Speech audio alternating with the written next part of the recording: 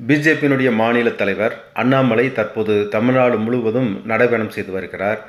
இந்த நடைபயணத்தில் அவர் செல்லும் இடங்களிலெல்லாம் சர்ச்சைகள் புயலாக கிளம்பி வருகிறது. அந்த வகையில் தருமபுரி மாவட்டம் பாப்பிரெட்டிப்பட்டியில் ஒரு சர்ச்சைக்குரிய முறையில் நுழைந்து அங்கு இளைஞர்களோடு வாக்குவாதம் செய்து வெளியேற்றப்பட்டிருக்கின்றார். இந்த சர்ச்சைக்குரிய சம்பவங்களை பற்றி நாம் இன்றைக்கு நமது சடுகுடு டுடேவில் காண இருக்கின்றோம். வணக்கம் நேயர்களே, நமது சடுகுடு சேனலுக்கு நீங்கள் புதியவரெனில் நமது சேனலை சப்ஸ்கிரைப் செய்யுமாறு அன்போடு கேட்டுக்கொள்கின்றேன். தொடர்ந்து சர்ச்சையில் சிக்கி வருகின்றார் அண்ணாமலை அவர்கள். கடந்த 2023 ஜூலை 28 என் மக்கள் என் மண் என் மக்கள் என்ற பிரச்சாரத்தை நடைபயணத்தை தமிழ்நாட்டில் குறிப்பாக ராமேஸ்வரத்தில் அண்ணாமலை அவர்கள் தன்னுடைய நடைபயணத்தை துவங்கினார். அந்த நடைபயணம் துவங்கிய போது மிக பிரம்மாண்டமான எழுச்சியோடு துவக்கப்பட்ட அந்த பிரச்சாரம் என்பது கிட்டத்தட்ட தமிழ்நாடு முழுவதும் 234 தொகுதிகளில் 168 நாட்களுக்கு, அதாவது 225 நகரங்களை தொடுகின்ற வகையில் இந்த பிரச்சார திட்டம் என்பது வகுக்கப்பட்டது. இந்த பிரச்சாரத்திற்கு மிக சொகுசு வாகனத்தில் தான் போகின்ற இடங்களில் ஓய்வெடுப்பதற்கும் கட்சியினரோடு விவாதிப்பதற்கும் கலந்து பேசுவதற்கும் அதுக்கான ஏற்பாடுகளை மிக நவீன கேரவனை ஏற்பாடு செய்து ராமேஸ்வரத்தில் கடந்த ஜூலை மாதம் 28 தன்னுடைய பயணத்தை முதல்கட்ட பிரச்சாரத்தை தொடர்ந்தார். முதல்கட்ட பிரச்சாரத்தில் ராமநாதபுரம் மாவட்டம், சிவகங்கை மாவட்டம், மதுரை மாவட்டம், தேனி மாவட்டம், விருதுநகர் மாவட்டம், தூத்துக்குடி மாவட்டம், கன்னியாகுமரி மாவட்டம் என்ற அளவிற்கு முதல் கட்ட பயணத்தை முடித்து இரண்டாவது கட்டமாக நெல்லை, தென்காசி போன்ற மாவட்டங்கள், அதே போன்று இங்கிட்டு இருக்கக்கூடிய திண்டுக்கல், மற்ற மாவட்டங்கள், டெல்டா மாவட்டங்கள் என்று 2-3 கட்டங்களாக இவருடைய நடைபயணம் என்பது நடந்து கொண்டு இருக்கிறது. போகும் இடங்களிலெல்லாம் அவர் பிஜேபியினுடைய பாரதிய ஜனதா கட்சியினுடைய ஒன்றிய அரசினுடைய 9 ஆண்டுகால சாதனை என்ற பெயரில் முன்னுக்கு பின்னாக முரணாக பேசி வருகிறார் என்ற செய்தி தொடர்ந்து நாளேடுகளிலும் சமூக வலைத்தளங்களும் அது ட்ரோல் செய்யப்பட்டு அவரை பற்றி கேலி கிண்டலமாக இன்றைக்கு நடந்து கொண்டு இருக்கிறது. இந்த துவக்கம் என்பது எப்படி பிரம்மாண்டமாக காட்டப்பட்டதோ அது நிறைவு அடைகின்ற, அதாவது சென்னையில் நிறைவான பயணத்தை அடைகின்ற போது மிகப்பெரிய எழுச்சி என்பது தமிழ்நாட்டில் ஏற்பட்டு ஒரு ஆட்சி மாற்றத்திற்கு தமிழ்நாட்டிற்கு இது கொண்டு செல்லும் என்றெல்லாம் அன்றைக்கு மீடியாக்களில் பேசப்பட்டது. ஆனால் துவக்கத்தில் அந்த ஜூலை 28 அந்த முதல் ஒரு வாரத்திற்கு அந்த கூட்டம் என்பது காட்டப்பட்டது. அவருடைய நடைபயணத்தில் அதற்கான ஒரு குறிப்பிட்ட ஒரு நாளைக்கே மொத்தத்துக்கு ஒரு 3 கிலோமீட்டர், 2 கிலோமீட்டர், 4 கிலோமீட்டர், 5 கிலோமீட்டர் என்ற அளவுக்கு தான் நடக்கிறார் என்ற அளவிற்கு விமர்சனங்கள் வைக்கப்பட்டது. இது ஒரு கட்டத்திற்கு பிறகு அந்த நடைபயணம் என்பது அந்தந்த மாவட்டத்தில் இருக்கக்கூடிய தொழிலதிபர்களை மிரட்டுவது, இரண்டாவது தொழிலாக செய்யக்கூடிய பிளாக் லெவல் தொழில்களை செய்யக்கூடிய நபர்களை மிரட்டி பணம் பறிப்பது, அரசியல்வாதிகளை சம்பாதித்து வைத்திருப்பவர்களை மிரட்டி பணம் வசூலிப்பது போன்ற வேலைகளுக்கு இது பயன்படுகின்ற ஒரு நடைபயண திட்டமாக மாற்றப்பட்டிருக்கிறது.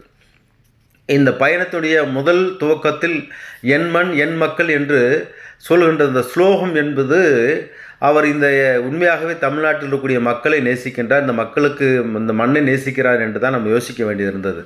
ஆனால் அவருடைய நடவடிக்கைகள் அனைத்தும் போகிற இடங்களிலெல்லாம் அதற்கான ஏற்பாடுகளை செய்கின்ற நபர்கள் யார் என்று சொன்னால், இன்றைக்கு அதற்கென்று தனியாக வார் ரூம் என்பது நியமிக்கப்பட்டிருக்கிறது.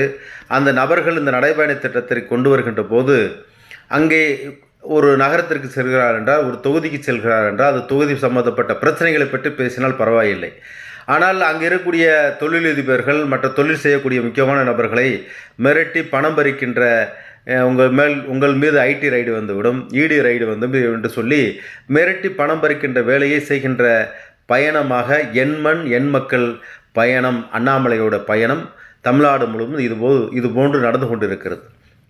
இதில் பல இடங்களில் மசூதிகள் போடுவது அல்லது சர்ச்சுக்குள் செல்வது, அங்கே இருக்கக்கூடிய மக்களிடம் நான் இணக்கமாக இருப்பதை போன்ற ஒரு தோற்றத்தை காட்டிக்கொள்வது, அதன் பிறகு வெளியே அந்த இடங்களை விட்டு, அதாவது குறிப்பாக சர்ச்சிலிருந்து வெளியே வந்த பின்போ அல்லது மசூதியிட்டு வெளியே வந்த பிறகு வேறு இடங்களுக்கு செல்வது தன்னை ஒரு இந்துத்துவவாதியாக காட்டிக்கொண்டு முரண்பட்ட ஒரு மத அரசியலை அவர் இன்றைக்கு தமிழ்நாட்டில் மத ரீதியான ஒரு கலவரங்களை உருவாக்குவதற்கான முயற்சியை இன்றைக்கி இந்த நடைபயணத்தின் மூலமாக செய்து கொண்டிருக்கிறார் என்பதுதான் நம் கண்கூடாக பார்க்கின்ற நிலைமை என்பது ஏற்பட்டிருக்கிறது. அதற்கு ஒரு உதாரணம் தான் நான் ஆரம்பத்தில் துவக்கத்தில் கூறியது போன்று தருமபுரி மாவட்டம் பாப்பிரெட்டிப்பட்டியில் அவருக்கு வரவேற்பு கொடுக்கப்பட்டிருக்கிறது. அங்கே இருக்கக்கூடிய மிக ஒரு புனிதமான சர்ச் என்று சொல்லப்படுகின்ற தேவாலயத்திற்கு அவர் அழைத்து சென்றிருக்கிறார்கள். அங்கே இருக்கக்கூடிய மேரி மாதா அவர்களுக்கு திருவுருவச் சிலுவைக்கு இவர் மாலை அணிவிக்க முயன்றிருக்கிறார். அங்கே சர்ச்சில் இருக்கக்கூடிய அந்த மக்கள் அதை தடுத்து நீங்கள் மத அரசியல் செய்கின்றீர்கள், குறிப்பாக நீங்கள் மணிப்பூரில் அங்கே இருக்கக்கூடிய மக்களை, கிறிஸ்தவ மக்களை நீங்கள் துன்புறுத்துகிறீர்கள், இந்தியாவில் அதற்கான பாதுகாப்பு இல்லை, நீங்கள் இங்கே எங்களுடைய கிறிஸ்தவர்களிடம் உங்களுடைய பிரச்சாரத்திற்கு வராதீர்கள் என்று சொல்லி அவரை விரட்டியிருக்கிறார்கள். அதற்கு அவர் இங்கே இலங்கையில் நடைபெற்ற தமிழர்களுடைய பிரச்சனை குறித்து பேசி தன்னுடைய கவனத்தை திசை திருப்புகின்ற விதமாக அந்த கேள்வி கேட்ட இளைஞர்கள் எல்லாம் இவர் முரண்பாடாக, அதாவது ஒரு காவல்துறை அதிகாரியை போன்று மிரட்டுகின்ற தோரணையோடு இன்றைக்கு அந்த வீடியோக்கள் என்பது இன்றைக்கு சமூக வலைத்தளங்களில் வந்து கொண்டிருக்கிறது. அங்கே அவர் பேசிய விஷயங்களை எல்லாம் தொடர்ந்து நம்ம பார்க்கின்ற போது இவர் தொடர்ந்து சர்ச்சைக்குரிய கருத்துக்களை சொல்லி சர்ச்சையாகவே இந்த நாட்டில் இருந்து கொண்டு தன்னுடைய பெயர் தினசரி நாளிதழ்களிலும் பத்திரிகைகளிலும் இன்னும் சமூக ஊடகங்களிலும் வந்து கொண்டே இருக்க வேண்டும் என்பதற்கான ஒரு வேலையை செய்து கொண்டு தான் இருக்கிறார். இந்த கிறிஸ்துவ இஸ்லாமிய சமூக மக்களுக்கு இடையே தமிழ்நாட்டில் இருக்கக்கூடிய மக்கள் ஜாதி மதம் இவற்றையெல்லாம் கடந்து சமூக நல்லெண்ணத்தோடு வாழ்ந்து வருகிறார்கள். இந்த மக்களிடம் இந்துக்கள், கிறிஸ்தவர்கள், முஸ்லீம்கள் என்ற பாகுபாடுகளை உருவாக்கின்ற வேலையை தொடர்ந்து அண்ணாமலை செய்து வருகின்றார்.